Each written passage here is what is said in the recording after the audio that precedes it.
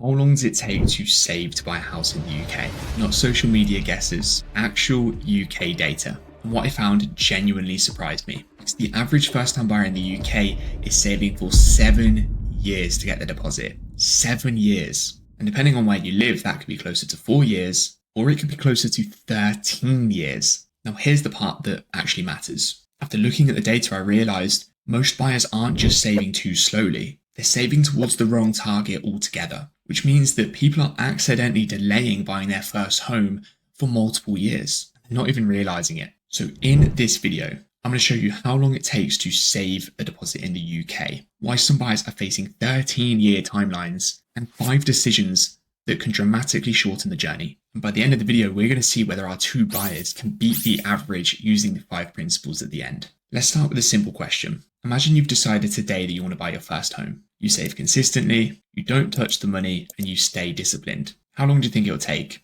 5 years? 6 years? Well, according to Nationwide's first-time buyer data, the average 10% deposit across the UK is £23,000. And according to NatWest 2026 Saving Index, savers are putting away £288 per month. So let's do the math. 23,000 divided by £288 per month. The answer? Just under 7 years. 7 years of saving. 7 years of trying not to touch that money. 7 years of watching house prices move all around you. And remember, this is assuming that the savings target doesn't continue to move. But here's where things get really, really interesting, because the national average is actually hiding something massive. I want you to meet 2 buyers. Sarah, she lives in the northeast of England, and James, he lives in London. They're the same age, they save the same amount of money every single month, and they are both trying to buy their first home. So who gets there first? Let's start with Sarah. According to Nationwide, a typical buyer in the northeast of England is having to save a 10% deposit of £13,100. At £288 a month, that's about 3.8 years. Of course, that's not easy, but it is achievable. Now let's look at James. A typical first-time buyer, 10% deposit in London, is £44,800. And at the exact same savings rate that we did for Sarah, James is looking at around 13 years of savings. Just think about that for a second. If James started saving at 27 years old, he may not be in his first home until he's at least 40. And here's the crazy part, neither buyer is doing anything wrong. They're saving the same, they're both the same discipline, and they're both making great decisions. The only difference really is the target they're going for. So right now the scoreboard looks like Sarah with 3.8 and James with 13 years. And when people see numbers like that, they're thinking 2 things. It's either I need more income or I need more time. But after looking at the data, honestly, I don't think either of those are the biggest opportunities available. Because like I said, there's 5 major strategies that you can do to shorten these timelines. Let's start off with the biggest shortcut available to first-time buyers in the UK right now. Imagine Sarah saves her full amount and James saves his full amount. Nothing unusual, nothing complicated. But now imagine someone quietly adds 25% on top of whatever they've saved every single year without any of them paying an additional penny over what they were already saving. Who gets the deposit faster? And this is exactly why the Lifetime ISA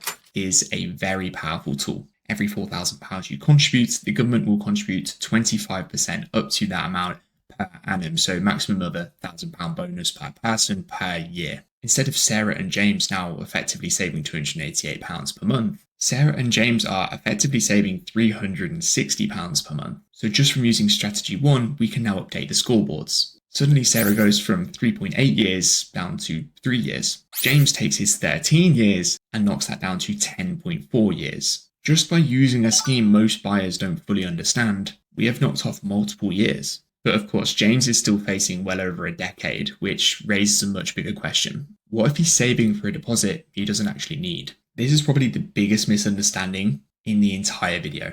Ask someone how much deposit they need in the UK and most people are saying 10, 15, 20%. But what if the reason that some buyers are waiting many years longer than they have to is because they've got a common misconception about how much deposit they need to put in on their first home? Because while a bigger deposit can certainly help going for the 10% national average that we discussed at the start of the video, many lenders still offer 5% deposit mortgages. Now that doesn't obviously mean that everyone should use it, and of course there are pros and cons. But let's have a look on the effects it has on a timeline. If Sarah and James reduce their deposit goal from 10% to 5%, the target is effectively cut in half. So watch what happens. Sarah goes from 3 years to 1.5 years.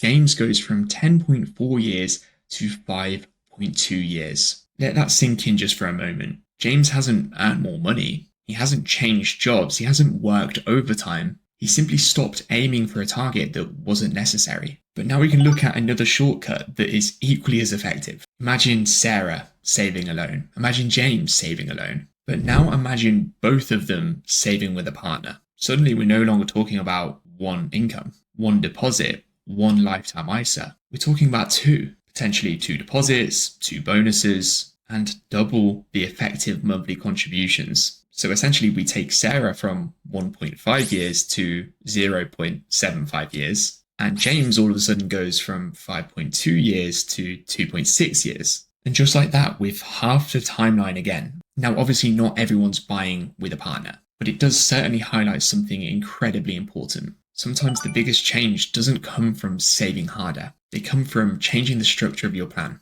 But let's have a look at something every buyer can control themselves. This sounds incredibly boring. Let's say Sarah and James increase their savings by £100 a month. Not £500, not £1,000, just £100 a month. At a glance, this doesn't feel life-changing, which is exactly why most people just ignore it and don't do it. But consistency creates momentum, and momentum, of course, changes timelines. Now, all of a sudden, we look at Sarah's timeline, it goes from 0.75 years down to 0.55 years. And James's goes from 2.6 years down to 1.9 years. An extra £100 a month contributed by Sarah and, of course, her partner, and an extra £100 contributed from James and his partner every single month has removed another chunk of time out of the process of waiting and saving, which nicely leads me on to the final principle, the one every single calculator completely ignores. Every calculation we've done assumes one thing, that Sarah and James are going to earn and save the exact same amount throughout the process. That's not really how life works. People get promoted, people change jobs, people gain qualifications, people do side hustles, and incomes evolve. And it's one of the biggest mistakes that I see first-time buyers making. They calculate their deposit journey just based on what they're expecting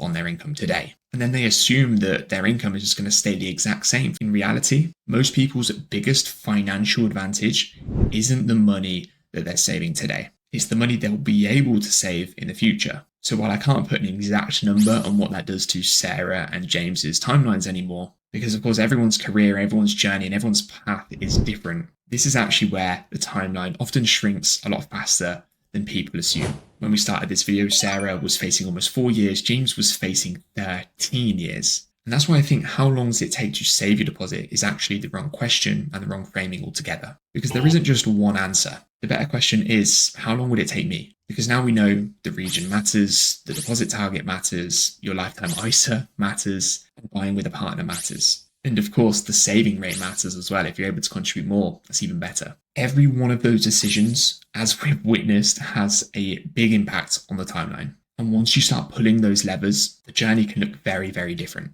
And that's exactly why personalized planning matters most. Because Nationwide can tell you the national average deposit. NatWest can tell you what other savers are doing. But neither of them can tell you what number's right for you and your family. So if you want someone to talk through your plans, look at your goals, and actually discuss what is right for you in the future, go into the video description, go down to my phone meeting link, go onto the calendar, find a time and date that works best for yourself, and we can go through any and all options together and really work out when is right for you, how much is right for you, and put a plan in place to make sure that you're best positioned to buy your first home when it's right for you. Now, I've got a perfect video on the screen right now, which is LISA versus Help to Buy. This video is going to go through all the different products that are available and what is the best one for you when buying your first home in the next year.